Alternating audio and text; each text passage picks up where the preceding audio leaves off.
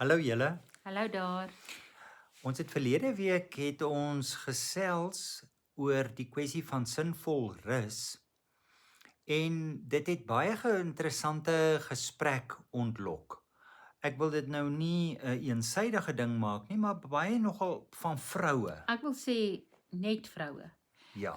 So ek dink dit was baie interessant want dit was baie sterk 'n belewenis wat vroue oor die algemeen het, van 'n gevoel van daar's altyd iets om te doen. Ja. So daar's nie heeltemal 'n afskakel ooit nie. En ook dan 'n interessante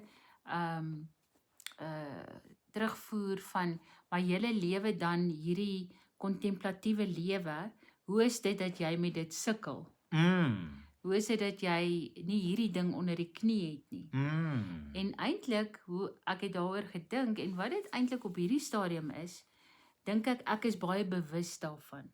En ons het nou al baie daaroor gepraat, is dat bewussyn is eintlik al groei. Want voorheen was dit eintlik nie eers iets wat dit was net my lewe. Ek het nie daaroor gedink nie. Dit was nie 'n kwessie nie. So daar was nie regtig daai bewussyn van iets wat nie reg voel nie. Wat nie sy lê kry nie. Wat nie mooi in ritme met die Wat ander nie in elemente ritme is van nie. jou lewe is nie. So vir my voel dit, en dis nou nie om my eie beeld te blaas nie, maar dit voel vir my eintlik paradoksaal, asof dit wel toon op groei van om agter te kom. Hier is iets waarmee ek moet werk. Dis reg. Ja. Dis reg. So 'n groeiproses, ek wil nie nou op 'n syspoor beland nie, maar so 'n groeiproses ontstaan met 'n bewuswording. Ja. En dan wat is die aspekte wat na vore kom Ja, en jy in begin die daarmee stoei, jy begin daarmee werk. Ja. Dinge meld aan. En ek dink dis nou wat hier vandag se gesprek Ja. is eintlik 'n direkte uitvloeisel van dit. Van iets wat ons gelees het en wat so mooi daarbey aanhaak. Ja. En dit kom eintlik neer en dis 'n hele, ek dink ons kan dit oor 'n hele paar gesprekke doen van wat beteken dit om ten volle menslik te wees. En In die menslike belewenis te wees. Dis reg. En 'n baie interessante term wat vir ons nuut opduik, wat ons nie tevore so baie gehoor het of teëgekom het nie, is die hele kwessie van eksistensiële gesondheid. Ja. Waar hulle praat van en daar is 'n sielkundige of 'n psigiese gesondheid waar dit aspekte is wat op 'n sielkundige vlak lê. Daar's fisiese kwessies, bloeddruk en hartkwessies en so aan.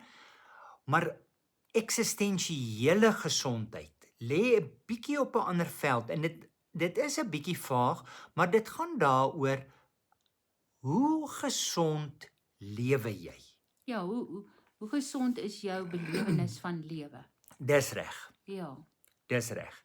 En ons wil 'n bietjie daarbey aansluit en die eerste punt wat wanneer daaroor eksistensiële gesondheid gepraat word en wat dan nou aansluit by hierdie kwessie van waar ons nie altyd vir onsself ruimte gee om te rus nie, is dat 'n mens ten volle midde in jou werklikheid staan. Ja.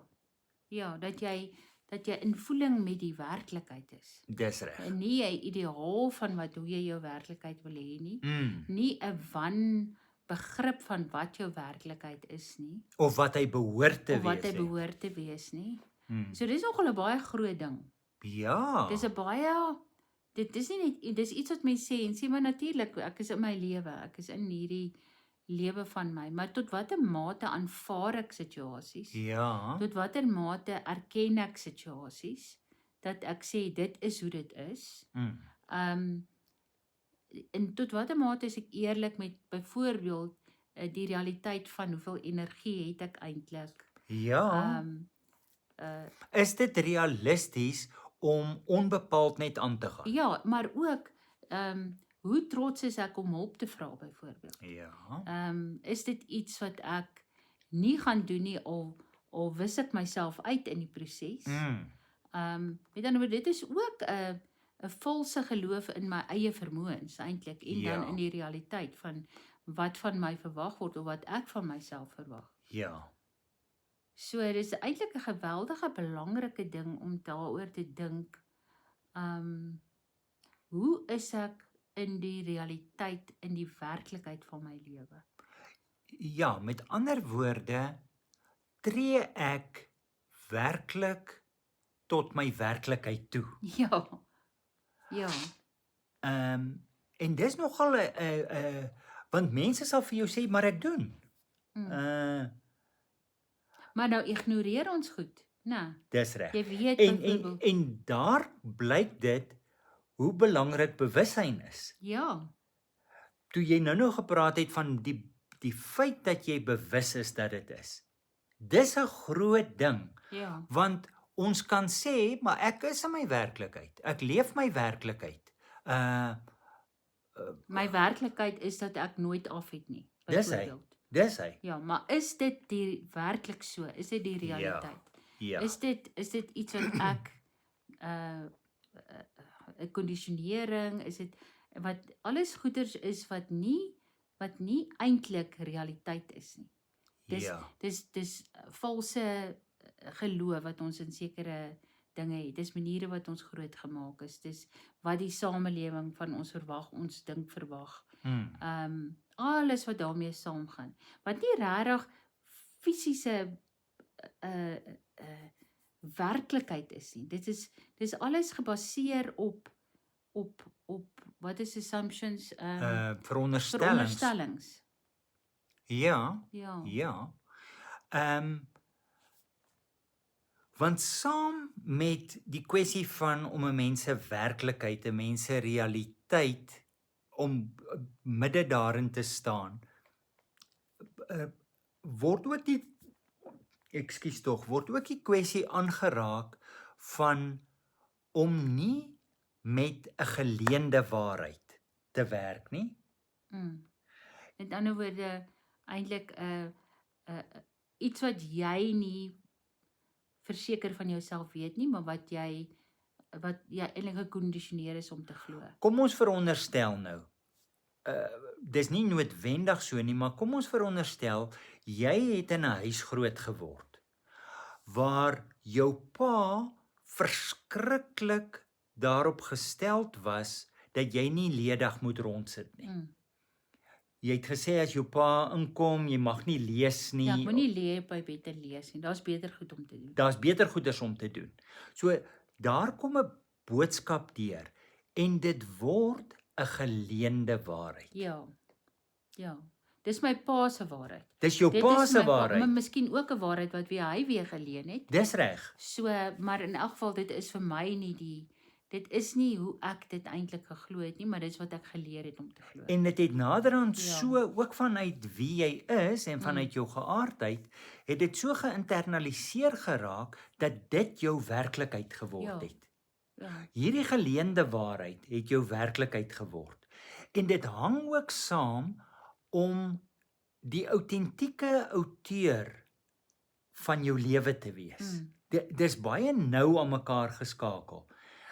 Met ander woorde, hierdie ding, wat is, as ons praat van werklikheid of realiteit, is dit realisties om te sê, ons as mense is gemaak om 24 uur 7 dae 'n week te werk? Nee, dis nie hoe ons gemaak is nie. So as ek op 'n manier optree wat dit weerspreek, dan is dit nie 'n realiteit nie. Dis of 'n geërfde waarheid, 'n geleende waarheid, en ek kan 'n autentieke outeur van my lewe wees deur 'n ander draaiboek daarvoor te skryf. Met ander woorde want dit is eintlik 'n onwaarheid, 'n valse geloof, 'n valse indruk. Dis reg. So om dit om te keer en vanuit die ander kant te leef. Ja. Is om jou eie autentieke stem te laat hoor. Ja, dis groot goed. Want dit beteken jy moet na jou lewe gaan kyk en gaan sê wat in my lewe wat ek as realiteit sien is eintlik geleende waarhede. En skryf ek die storie op ander mense se dis nie my autentieke stem nie, dit kom vanuit daai geleende waarhede. En ek dink wat vir 'n mens 'n aanduiding gee van plekke waar 'n mens nie met jou realiteit ten volle werk nie, is plekke waar daar aanhoudend skaaf, daar word aanhoudend geskuur teen ander mense. Daar's aanhoudend konflik op daai terrein. Mense wat sê jy's te puntenerig of jy is Moeilik om mee saam te werk. om mee saam te werk of dis moeilik om saam met jou in 'n huis te bly of jy's te wat ook al. Dis vir 'n mens 'n aanduiding en ook dan dat 'n mens, en ek dink hier is dit belangrik, dat 'n mens ook na jou eie stem sal luister en sê iets voel nie reg nie. Maar ek dink die bewussyn daarvan kom Dis eers. reg. Dis reg.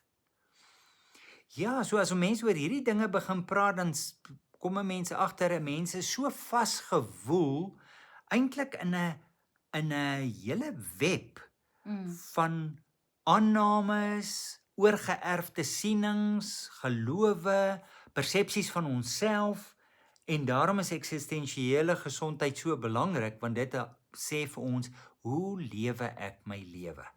En dit sluit natuurlik aan by die sielkundige en by die ander aspekte, maar net dat dit 'n entiteit op sigself is vir my 'n baie interessante verskynsel.